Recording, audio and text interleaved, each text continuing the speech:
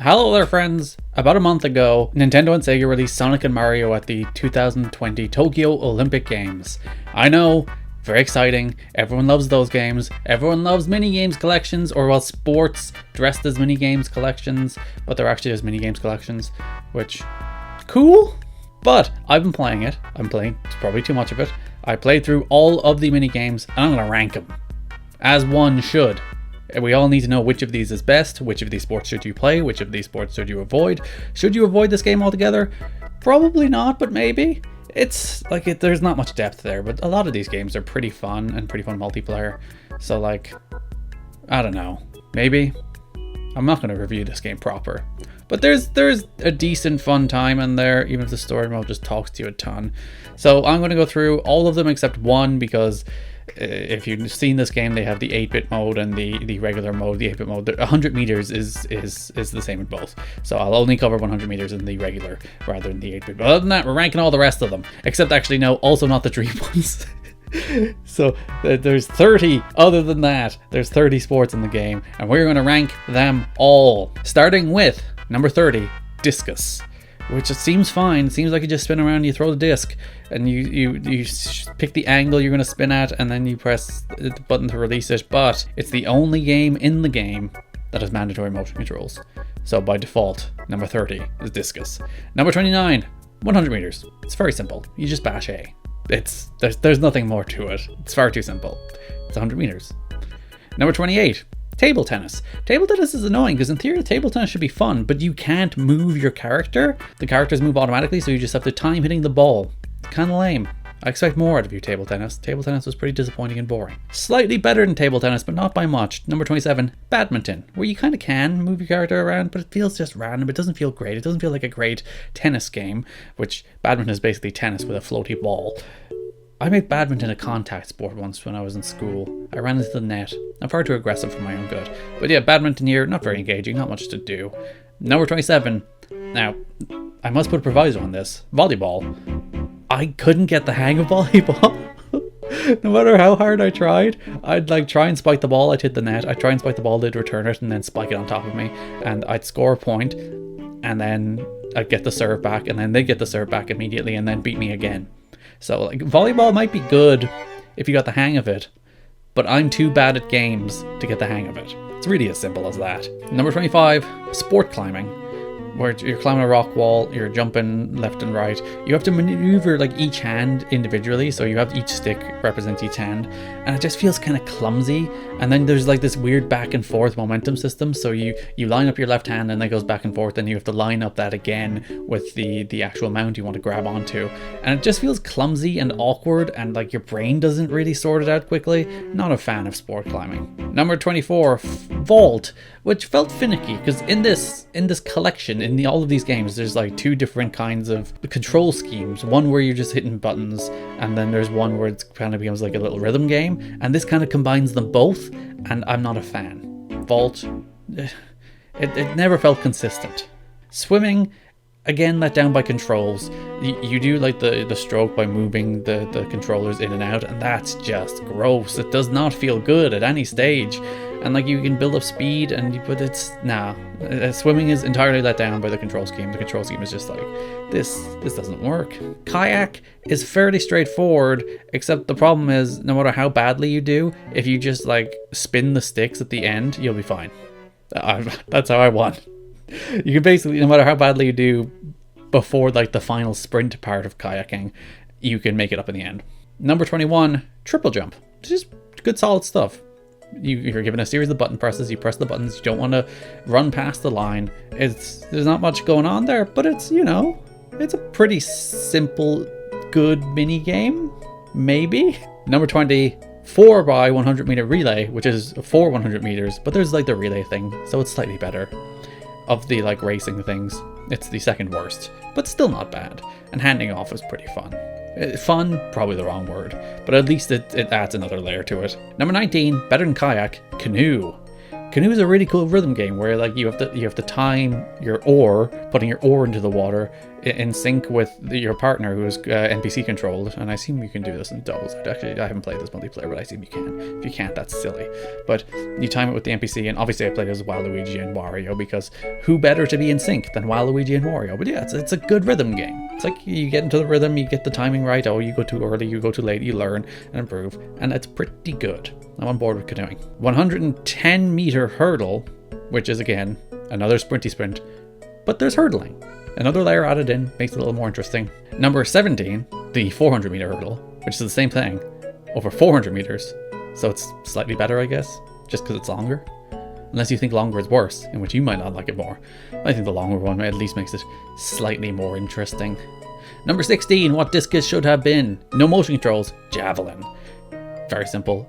You run, you pick the point you throw, you try not to fall over at the end, which is also very important, and then you pick the angle you throw it.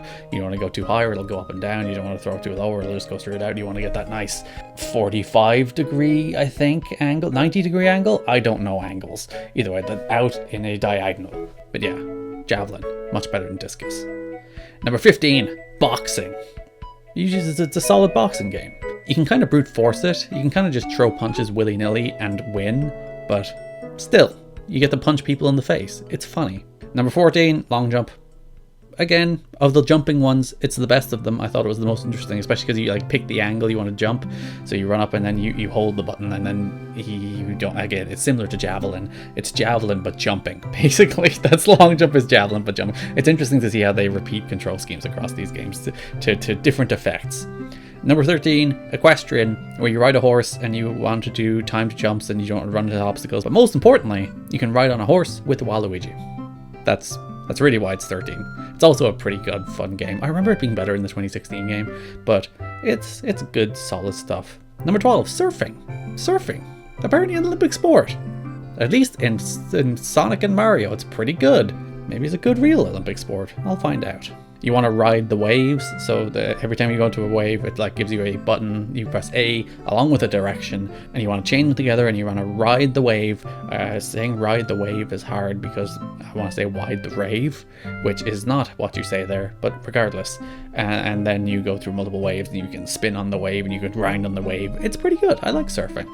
Number 11, I was talking about boxing being funny, beating people up. Karate's even funnier. Seeing Tails in his gi just beating and taking down Dr. Robotnik in a karate fight, very good. I'm on board. Number 10, Gymnastics, which is a great rhythm game. Like of the rhythm games, one of the better ones, not quite the best. There is one kind of, I suppose, is that a rhythm game? Not really, it's more of a button press game. So I'll say this is the best rhythm game, where you're given a series of sequences and you have to execute the sequences in time and you have to stick the landings. Though it seems unfair to do it with Metal Sonic, who is a robot.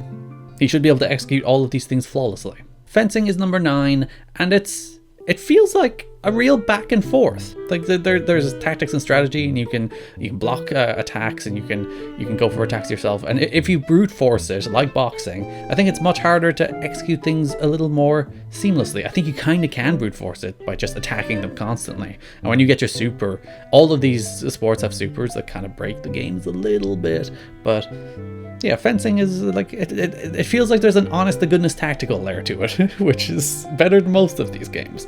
Number 8, Archery.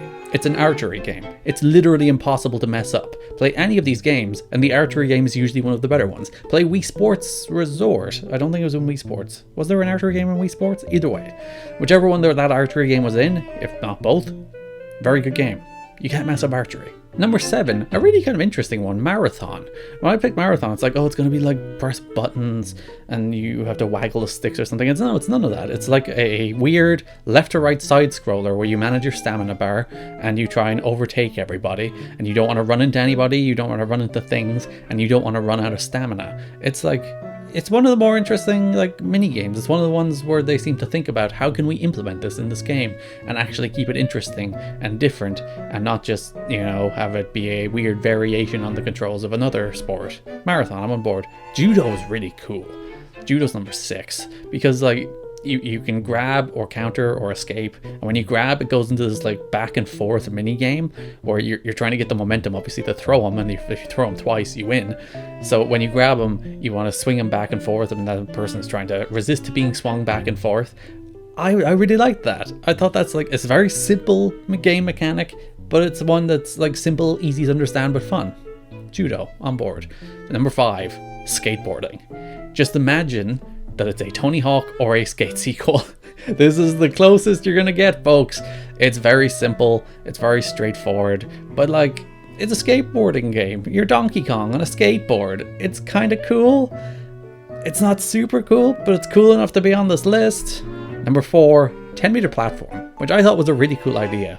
So it's obviously the high dive. So you press a series of button presses on the way down to execute the dives, and then the better you do, the more button prompts you get. And it's like, there was a Harry Potter mini game in, I think it was it would have been the Philosopher's Stone on Game Boy, I think, that had, when you were learning Wingardium Leviosa, there was like a series of button presses that you had to remember and put in. That was more of a memory game, but it's a pretty similar idea, and I think that's why I like it. This inadvertently played to my nostalgia. Number 3, shooting. Again, very simple, but they throw the discs over certain target zones, you move the stick and you shoot. It's Duck Hunt, but good.